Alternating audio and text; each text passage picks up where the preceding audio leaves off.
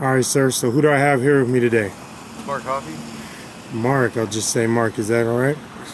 All right, Mark. Well, first of all, nice to meet you. Secondly, how old are you and what's your current living situation?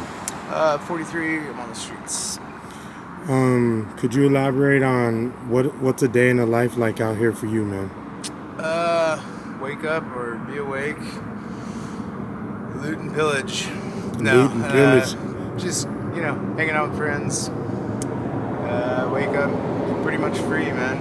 Do whatever I want. Don't have to go to work. Don't have to worry about bills anymore. I was a contractor for 25 years and just got tired of doing the whole day in, day out. A tradesman. Yeah. Do renovations. Yeah. But yeah, I just got tired of it. It's just monotonous. Same stuff every day. Working to pay rent. Drinking, going home, watching TV, and it just got really old and boring. Figured there had to be more than life, Yes, sir. I agree. So did the hike in renting an apartment, or just the hike in all prices with everything in general, did that have anything to do with your decision to be out here? Well, somewhat. I actually moved out of my place in Flagstaff years ago. I moved into a camper because rent was going up. Little did I know that I was actually getting a good deal in hindsight, seeing as how everything's hiked up recently. Yeah. But yeah, I did the camper for a couple of years, and then eventually, actually my camper burnt down. Man, I'm sorry to hear that, buddy. Truck got stolen and burnt down within like a matter of a couple months. So I was just like, well, I guess I'm on the streets. And yeah. You came here? Yeah. So was that the reason for you coming to Tempe? Not to Tempe in general. I started out in South Phoenix, and oh boy. Yeah, it's pretty gritty down there. Gnarly. Real gnarly. Stuff gets stolen, people get robbed and shot, and stuff all the time. So it's just a change of scenery coming up here. Yeah. This is like the kindergarten of the streets.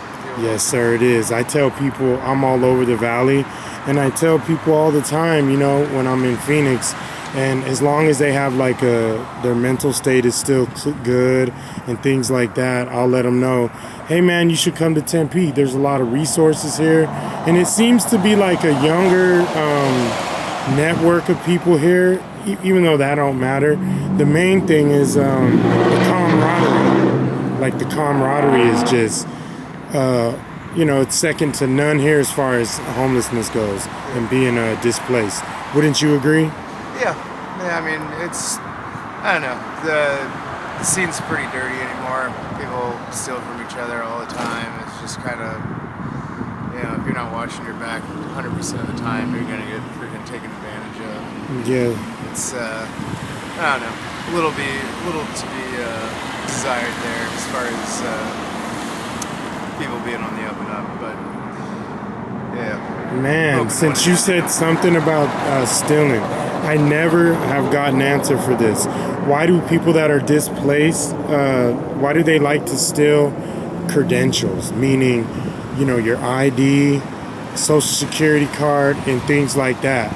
I know you said they steal everything, but why is that like a main thing that homelessness and people out here decide to steal? That just makes it so hard on the fellow displaced, Yeah, well, you can do a lot with IDs. I mean, you could go get, credit cards, store lines of credit, people's names and stuff. So, just having that info, you can sell it online. A lot of things you can do with it. So that's the reason, and it also sets them back. They don't, it's not like there's a lot of homeless people that have identity theft check, online or whatever. They're not going and making sure people aren't taking advantage of that. So that's kind of an open-ended thing there. But and homeless people don't call the police. So. And there it is. There. I mean, yeah, that was a great answer. It's almost like tripping someone on the way down to the lunch line. Mm-hmm. We're gonna meet there, but I gotta trip you first. I'm laughing, but it's not funny. That it's just like. That's just what it is, isn't it awful? I can understand stealing like a property, like a bike and stuff, but someone's ID, they have to go all the way downtown. They have to do this and that, and it just makes it a little harder on someone who's out here displaced. But to move on, how do you feel, about that new urban camping law? No urban camping, or you'll be, arrested or get cited. Actually, it's kind of point in timing here. I just had all my stuff confiscated by the park rangers after the Tempe Police Department told me to camp in Papago Park in the mountains there because I was holed up here in town, and they're like, why don't you just go out there and set up shop? There's plenty of room out there. I was like, okay, I'll do that. Went out there and set up shop. Even on the sign out there at Papago, it says, you can see where it had been blacked out. It says urban camping, and they had tape over it saying urban camping was now okay. Yeah. But so the sign said we could do it. Police said we could do it. I go back to my campsite today. Everything's gone. I have to go to the library to pick up everything. By 4 p.m., I found this note at 3:45, and I have to have my ID. So, there it is. which I don't have. So, that's awful, man. And it said they brought it there for safekeeping. So my stuff would be safe. Meanwhile, I'm sitting out here and it's going to be 32 degrees tonight. And I don't have my sleeping bag. All that stuff. So, fuck Tempe. Yeah, that's awful. Yeah. If they're going to have a string of fucking people living in people's houses, and it's just, they're fucking full. Yeah, I'm sorry about that, man. Yeah. That's wild that they said, for you guys to go on ahead and, and camp out there, because usually they just don't want no one nowhere. They kicked everybody out the river bottom. They're trying to get rid of everybody over there by All City Towing right over there. There's just a lot of spots that they're even, some people are getting arrested, of course, because when they come to a campsite and then people have warrants and whatnot, they go on and take them in. But yeah, that's awful, man. I mean, just to say the least. I think, it's almost like being homeless, is coming to an end. They're trying to abolish it or something. Where are people gonna go, man? Yeah, they just want us in jail or prison or, dead. Yeah, it's the last great adventure, in my opinion. There's no other place where you can find the freedoms you get from being on the streets. There's what is that quote? The mass majority of men live in quiet desperation. Yeah, something like that. Basically, that was it. Yeah, man, live in quiet desperation. Yeah, that's true. They're just like they've given up on life, Yeah. They don't care about adventure. They don't care That's about. awesome that you know that quote. Yeah, it's pretty good. It's a good book. Really good quote. I love it. I believe that wholeheartedly. Men live in quiet desperation. That's so true. Nowadays, it's getting real hard to be a man. They're changing stuff around, making things real funny out here. Well, they're making it so you can't be. You gotta live in this little cookie cutter box that they make for you, and no adventure, no risk, no reward. Like for me, if I end up in prison because of the things I've done, I have had the time of my life doing them, and I won't be there forever. Life will continue on. It's just another page in a long book that's freaking gonna be a great read at the end of it. End your adventure, like you said. I mean, I look at my friends' lives that have everything, and mansions and all this shit. Yeah. It's like, that'd be nice, but at the same rate, I wouldn't be happy. I would feel like the mass majority, where I'm just sitting there, like, I just did everything they wanted me to do, and nothing I wanted to do. Yeah. And I'd feel pretty miserable at the end of the day, I think. Yeah, man, that was good. That was awesome, like what you said. That's true. A lot of people say that. I hear a lot of people telling me that they wanted to become homeless for a social experiment. Have you ran into people like that, or is that just me? Well, yeah, I mean, my circumstances kind of put me out here, but at the same rate, like contracting, I can freaking go get a job and get an apartment in a week. Yeah. I just choose not to. Okay, so there it is there, yeah. Yeah, it's been one adventure after the next. I get into trouble and running around town, end up wherever I end up. I sleep wherever I sleep, and it's just, Must be a rush, it's huh? a choose your own adventure book. Yeah, I guess, I mean, I know I have a little bit, I know about that a little bit for the most part.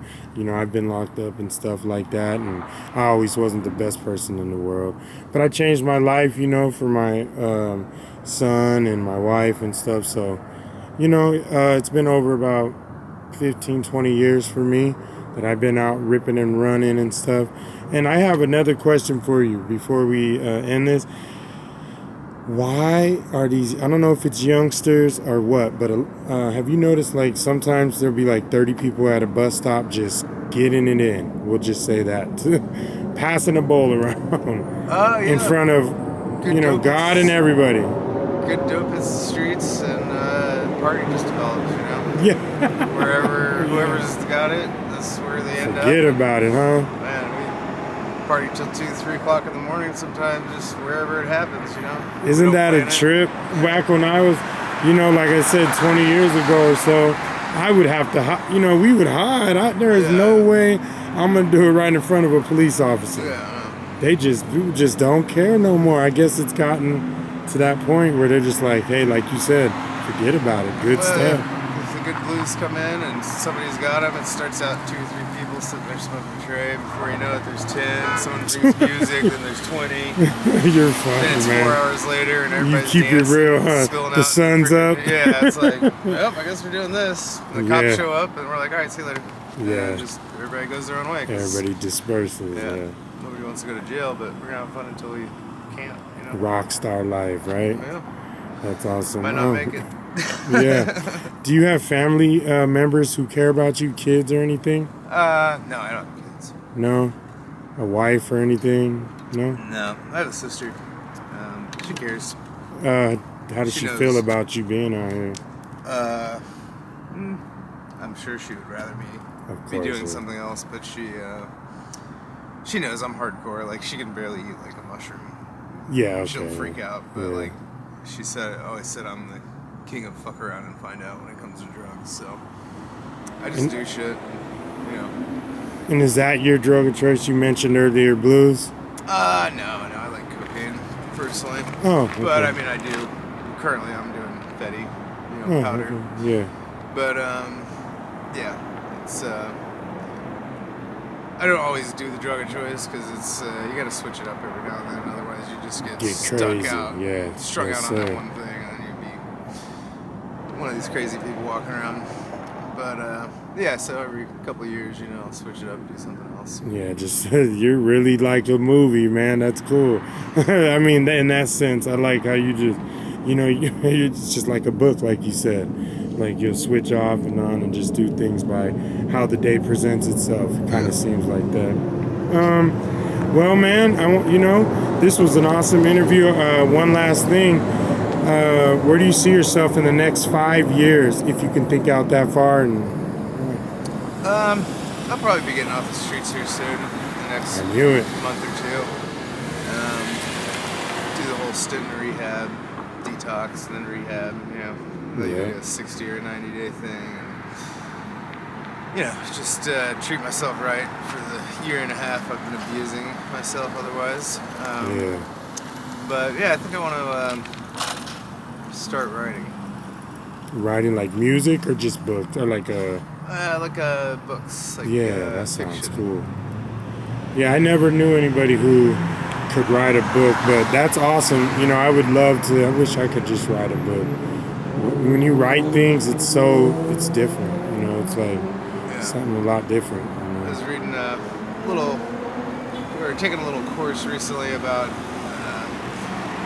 just fictional writing and how you have to take your experiences in life and you kind of bear a piece of yourself when you're writing this, and That's true. Helps relate other people to your experience, and you can kind of help people through situations just based on the shit you've gone through. So yeah, kind of like the books, I love to read, 48 Laws of Power, all those books like that, 33 Strategies of War, anything by Robert Greene, those type of books. But yeah, it's awesome, man, book writing. Well, hey, man, thank you so much. This was an awesome interview.